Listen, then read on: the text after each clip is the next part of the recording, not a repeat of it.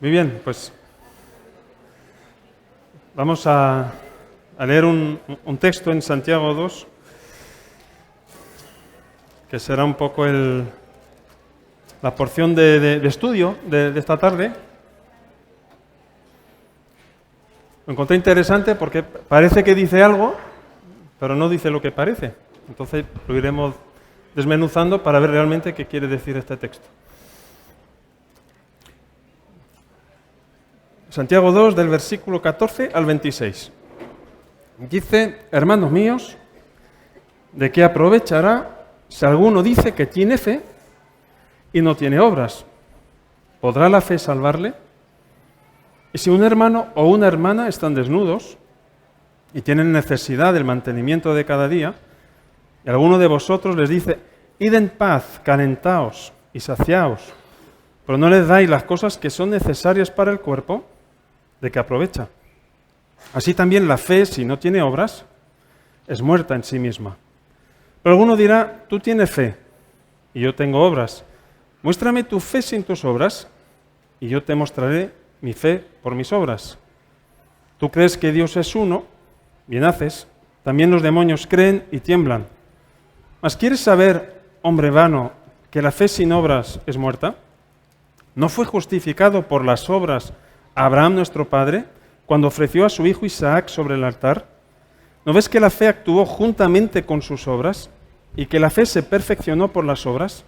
Y se cumplió la escritura que dice: Abraham creyó a Dios y le fue contado por justicia y fue llamado amigo de Dios. Vosotros veis pues que el hombre es justificado por las obras y no solamente por la fe. Asimismo también Rahab, la ramera, ¿no fue justificada por obras cuando recibió a los mensajeros y los envió por otro camino? Porque como el cuerpo sin espíritu está muerto, así también la fe sin obras está muerta. Muy bien, el apóstol Pablo pues ha escrito muchas epístolas y cada epístola, cada libro de la Biblia pues tiene un enfoque, una dirección, como un mensaje central. Porque en la Biblia, en el original, no existían capítulos, ni versículos, ni subtítulos, sino que eso se fue añadiendo en estas traducciones para que nosotros tengamos una referencia a la hora de buscar un texto. Pero recibían la epístola completa y entonces todo el contenido iba hacia una dirección, tenía un enfoque principal, aunque casualmente pues hay algunos temas que se van metiendo hay entre medias, pero cada epístola va siguiendo una línea. Por ejemplo, por eso pues tenemos que leer bien cuando leemos, porque a veces cuando leemos la escritura agregamos nuestros pensamientos o filtramos con lo que nosotros creemos y entonces tuerce lo que estamos leyendo. No sé si me explico, ¿no? Si yo estoy seguro o creo que la cosa tiene que ser de una forma, cuando leo un texto, pues voy a forzar mi entendimiento para que el texto diga lo que yo pienso. Y por eso es importante siempre permitir que sea su Espíritu Santo que vaya revelando, abriendo nuestro entendimiento para ver qué es lo que quiere decir.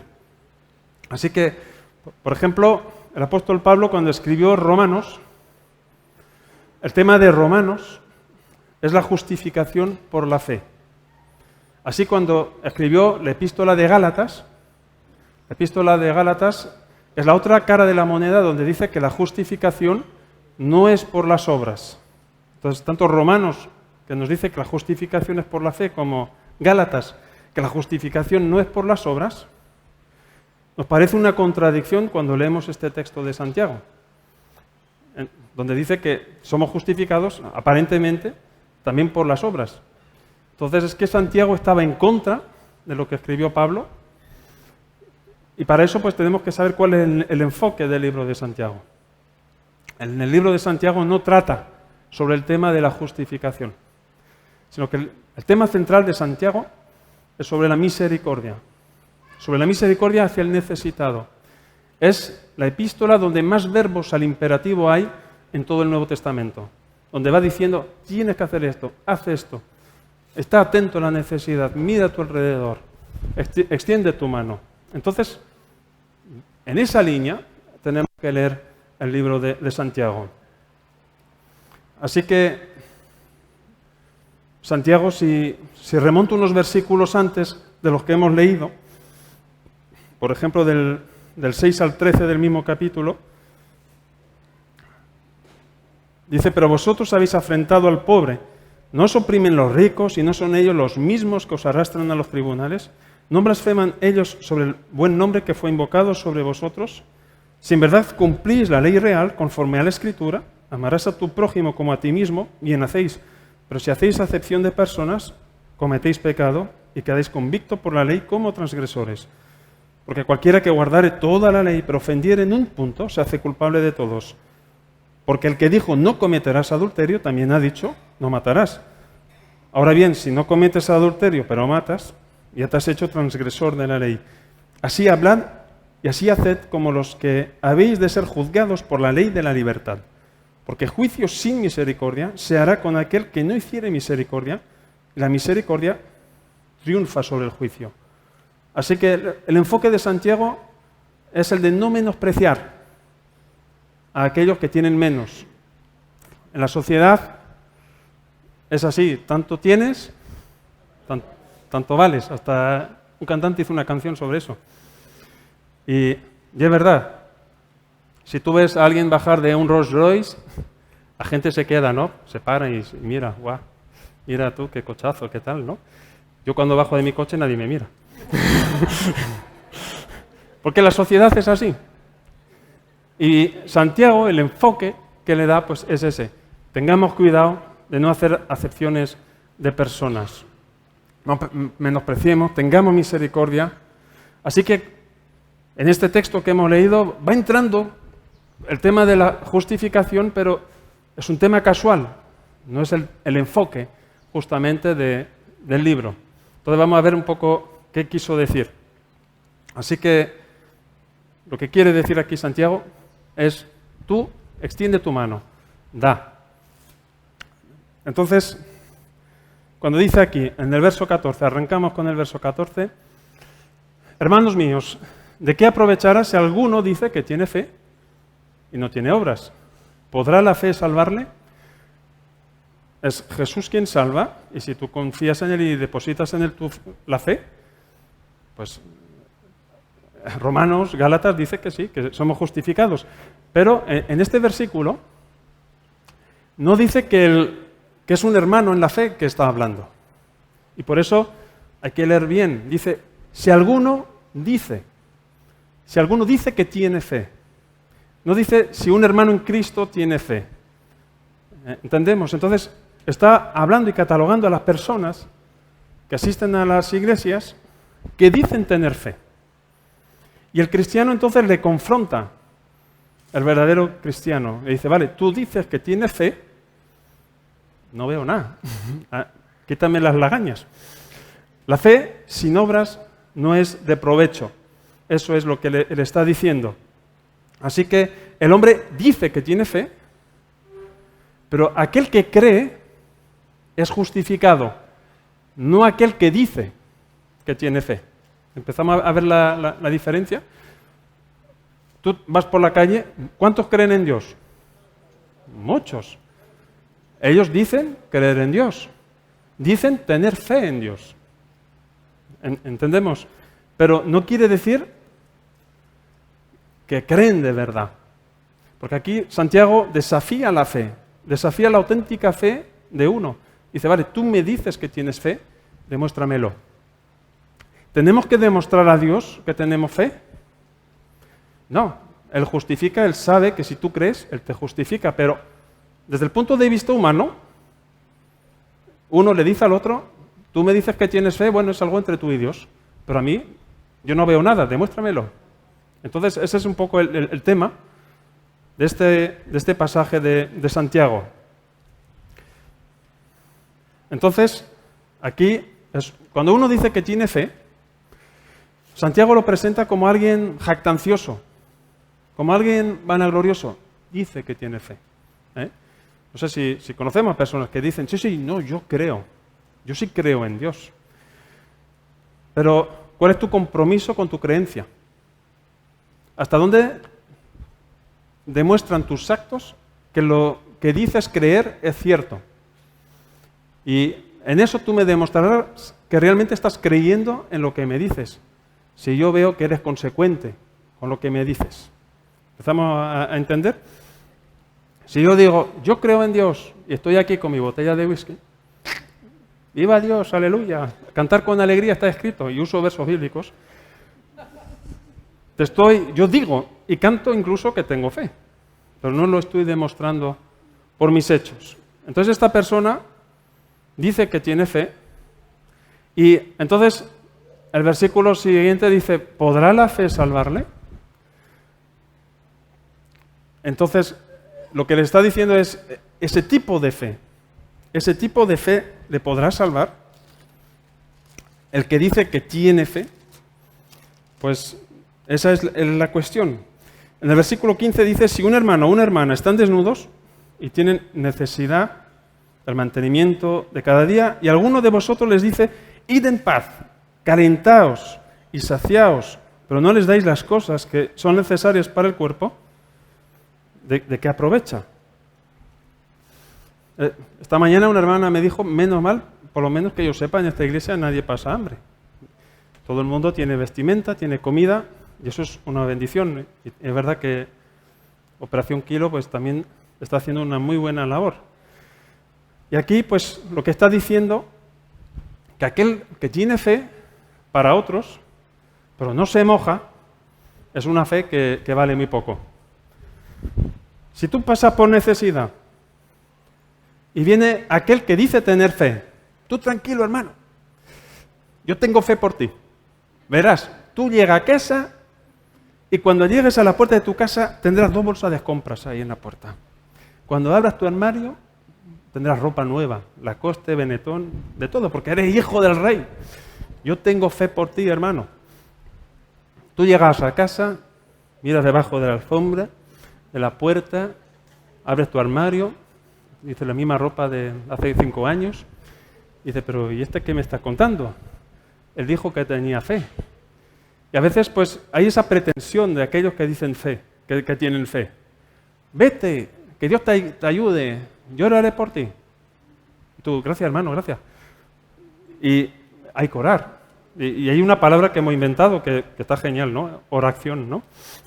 Donde uno pues tiene que orar y también, si sabes que hay algo, una auténtica necesidad y que estamos con esa posibilidad de poder echar una mano, pues el hermano necesitará también tu acción, no solo tu oración. Ya que tienes fe por él, demuéstrale que tú también la tienes por él, actuando, ¿no? Es lo que está aquí escrito en Santiago. ¿De qué aprovecha? Así que aquí no es una exposición sobre la justificación, sino de tener unas medidas prácticas. El libro de Santiago es un libro muy práctico, donde llama a la acción, al cristiano, a los hijos de Dios. Y Santiago pues, nos empuja a no ser creyentes de palabras, sino de hechos. No creyentes de teorías, sino de acción. Entonces, si yo digo que tengo fe, pero por mi estilo de vida no reflejo lo que yo estoy diciendo, ¿qué peso tiene lo que yo digo? No tiene ningún peso. Me estoy convirtiendo, o soy, un religioso. Hay muchos religiosos, pues, que creen, pero viven una religión. Tengo fe, pero soy indiferente a lo que a ti te pasa. Lo siento, aquí cada uno, y hasta te uso otro texto bíblico, y te digo, mira, aquí está escrito que cada uno tiene que llevar su cruz. Yo tengo la mía, tú tienes la tuya, oraré por ti, hermano. Eso no le sirve para nada. Versículo 17, dice, así también la fe, si no tiene obras, es muerta en sí misma. Entonces, la fe exige acción, exige movimiento. Para poder ser perfeccionada la fe, tiene que estar en movimiento, actuando. Una fe que solo se queda en el creer, ¿vale? Tú crees, Jesús me ha justificado, tengo relación con Dios, pero humanamente no sirve de nada tu fe. A nivel de iglesia, a nivel de sociedad. Y es lo que Santiago está diciendo. Que tu fe sea una fe práctica. Está bien. Dices que tienes fe, pero yo quiero ver algo en tu vida, ¿no? Entonces, Santiago no dice que uno no es salvo al creer, sino que si alguien dice que tiene fe, pero no hay una expresión externa de ella, esa clase de fe está muerta. No sirve para nada. No importa lo grande que pueda ser tu fe, pero si tengo alrededor mío alguien que necesite comida o alimento y soy consciente y tengo esa capacidad de poder echar una mano y no lo hago, tengo que ser consciente que el hermano, la persona, ni va a comer con el oxígeno que respira, ni se va a vestir con la luz del sol. Tengo que poder echar una mano. Y también, pues, el que pase realmente por una necesidad lo tiene que poder comunicar también. Porque si uno no lo sabe, tampoco podrá ejercer esa fe. Versículo 18. Pero alguno dirá, tú tienes fe y yo tengo obras. Muéstrame tu fe sin tus obras y yo te mostraré mi fe por mis obras. ¿Podemos mostrar la fe que tenemos en Dios sin obras? No podemos demostrar nada. Por mucho que me hables de tu fe y vives para ti y vives para tu ombligo y tu único objetivo es tu propia necesidad, ¿de qué me sirve tu fe? De nada. Y entonces ese es el desafío. Yo te voy a demostrar que yo sí tengo fe a través de lo que yo hago, a través de las obras. Dios ha preparado buenas obras para que sus hijos puedan andar a través de ellas. Y la fe se va perfeccionando a través del actuar en las obras que Él ha preparado de antemano. Pero aquí en Santiago no trata ni de buenas obras ni de malas obras, sino que habla de las obras en fe. O sea, es un paso más, es algo más, es otro nivel, lo que nos está pidiendo aquí Santiago. Necesito fe para poder dar a otros. En esta semana hemos llenado la bolsa de cosas, de trastos que teníamos en casa. Y me di cuenta que hemos juntado un montón de cosas que no necesitamos. Y no sé, si a veces juntamos cosas por si algún día, algún año lo necesito. Y podemos tener cosas almacenadas durante años y que jamás usaremos en nuestra vida, pero es como que nos da tranquilidad, nos da seguridad tenerlo ahí en el armario, ahí en el trastero, por si acaso, algún día necesito yo esto. Y la fe se demuestra diciendo, esto me sobra. O si no me sobra, esta persona lo necesita más que yo. Entonces, voy a poner mi fe en acción haciendo esa obra, donde voy a extender mi mano a esta persona que necesita esto que tengo yo, que no uso, o que me sobra, o que no lo necesito tanto como mi hermano. Entonces, las palabras, ¿quién se las lleva? El viento, ¿no? Y si tenemos fe, pues que no se lo lleve el viento, ¿no? Y entonces, en este contexto, tenemos este versículo ahí metido en el medio, que uno cuando lo lee dice que no pega este versículo ahí, pero está ahí por algo. Tú crees que Dios es uno, bien haces. También los demonios creen y tiemblan. En otra predicación hace poco se ha usado este versículo. ¿Los demonios creen en Dios? ¿Sí o no? ¿Su fe les salva? Entonces, ellos tienen fe, pero ¿cómo viven su fe? Tiemblan, viven en espanto, tienen miedo. Y entonces esta fe de los demonios la compara a aquel que dice tener fe. El que dice tener fe, pero no la pone en acción, tiene una fe donde vive en los miedos, vive en el espanto, vive con falta de paz, vive con temor al futuro. Porque no es una fe que ha sido ejercitada a través de las obras. Por eso este versículo está ahí metido, comparándolo, la fe de los demonios, a aquellos que dicen tener fe y no han demostrado nada al prójimo o a su hermano. Versículo 20. Mas quieres saber, querido hermano, hombre vano. O sea, no se está dirigiendo a su hermano en la fe, sino se está dirigiendo a aquel que dice tener fe. El apóstol Pablo, cuando se dirige a través de las epístolas, se dirige a sus hermanos, a sus hijitos, ¿verdad? A cristianos, pero aquí Santiago va al meollo.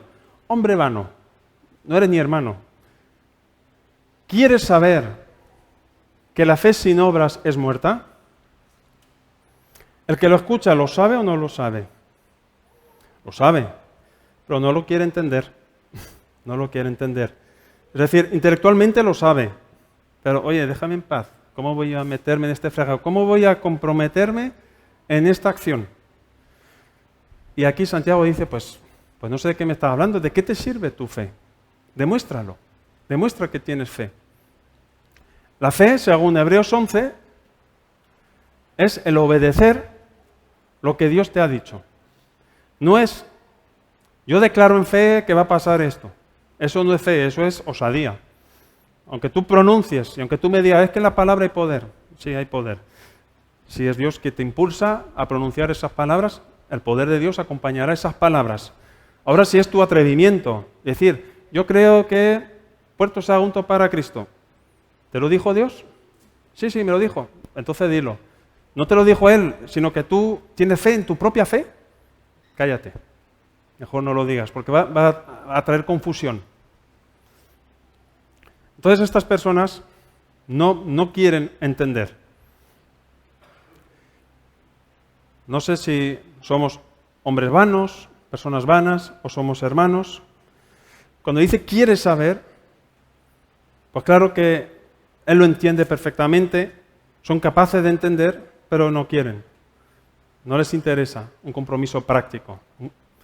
Entonces, por eso, Santiago da el ejemplo de Abraham, para que queden las cosas claras.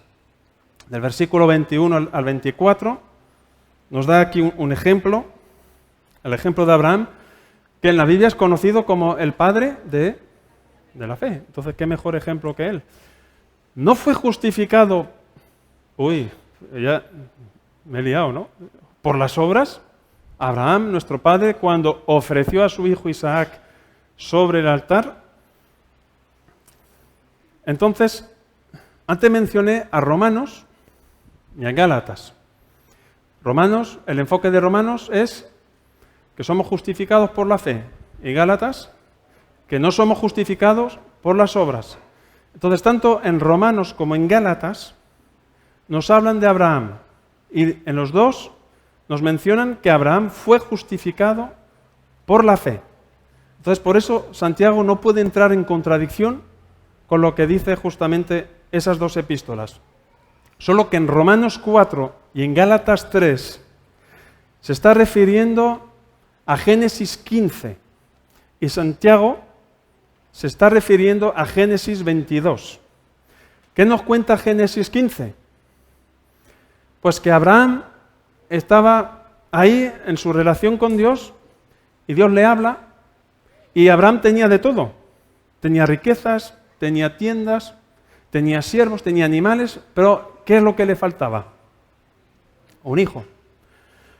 Y Dios le dice, te daré un hijo.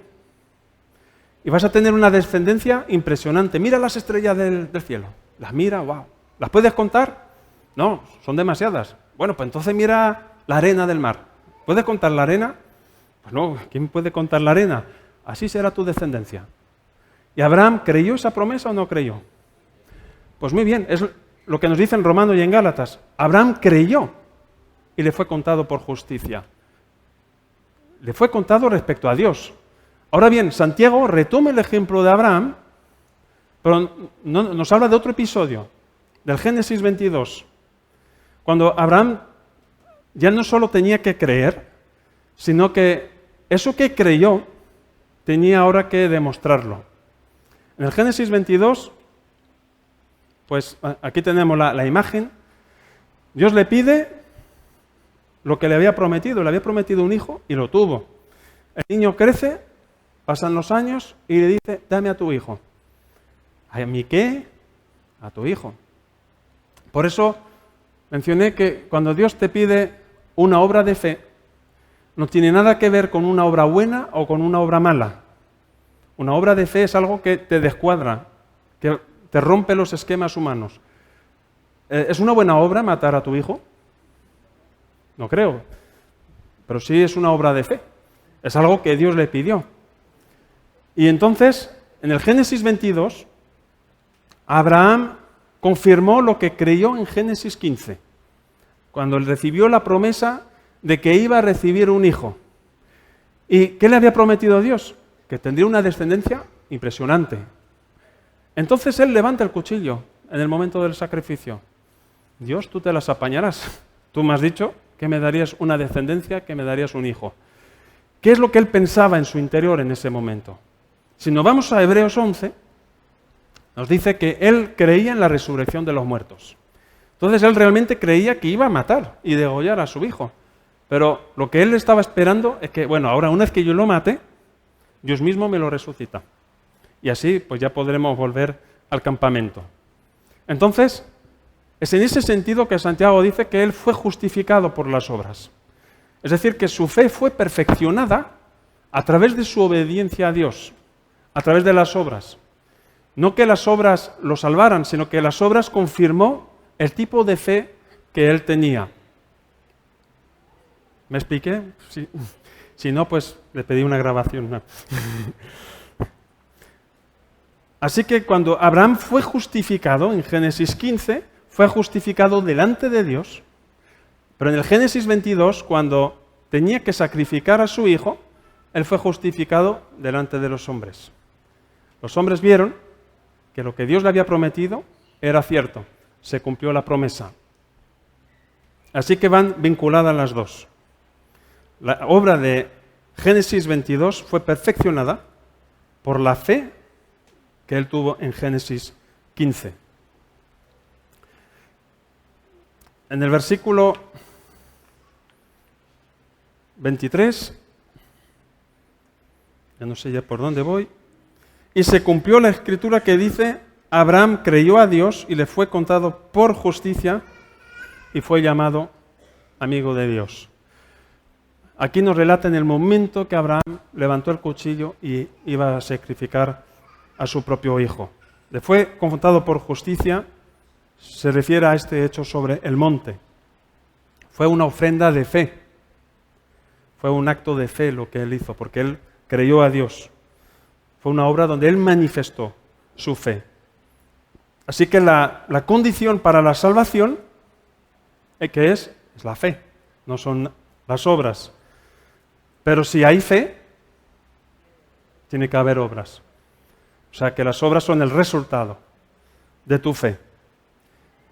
Si no tengo obras, estoy demostrando que no tengo fe. Versículo 24.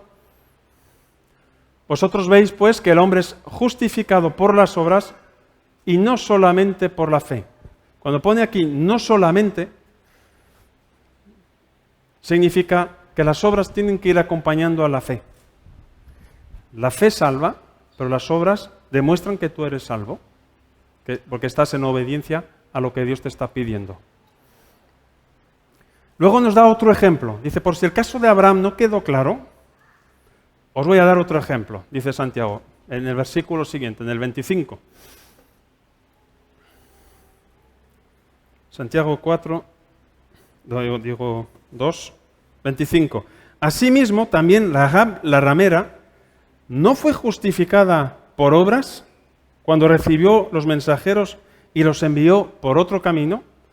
Así que de nuevo leemos este versículo y decimos, mira, si yo te cojo solo este versículo y te lo saco del contexto y te lo saco de la Biblia, yo te digo, aquí está escrito que ha sido justificada por obras. ¿A que sí? Tú dime lo contrario, que yo te lo demuestro y está escrito ahí. Ha sido justificada por obras. Y por eso a veces pues hay herejías, hay cosas que se inventan porque lo sacamos fuera del contexto. Entonces, esta historia de esta mujer, ¿dónde la encontramos? ¿En qué libro? En el libro preferido de Benja. ¿En Jueces? Yo quería... a ver si caía en la trampa, Josué. Muy bien, está en Jueces. La fe de Rahab ha sido justificada. Bien, ¿qué pasó con esta mujer? Era una mujer prostituta, tenía una vida pues que delante de Dios pues es inmoral, se ganaba la vida como podía, pero hay una cosa, ella vivía en la pared amurallada del muro de Jericó. Llegan dos espías que Josué envía para reconocer la ciudad de Jericó. Ir allá y a ver qué pasa, contarnos cómo podemos conquistar esta ciudad. Y ellos van, estos dos espías, y se encuentran con esta mujer. Y le cuentan 1000 historias. Cómo anduvieron por el desierto durante 40 años. Cómo Dios los alimentó, les proveyó de todo. Cómo la columna de fuego iba de noche. Cómo la columna de día los protegía del calor del día. Y cuál era el proyecto de Dios para esta nación, que era el de conquistar Jericó. Entonces, esta mujer conocía la procedencia de ellos, sabía lo que iba a pasar con Jericó. Y entonces, para ella proteger a los espías, ¿tenía que ejercer fe o no? ¿Les creyó la historia a los espías? Cuando vinieron los soldados a buscar a esos dos espías, ella tomó un riesgo enorme, porque si descubrieran esos espías en su casa, ella lo pagaría con su propia vida. O sea, ha hecho un acto que iba en contra de su propia nación, de su propio rey. Y eso era una obra de fe.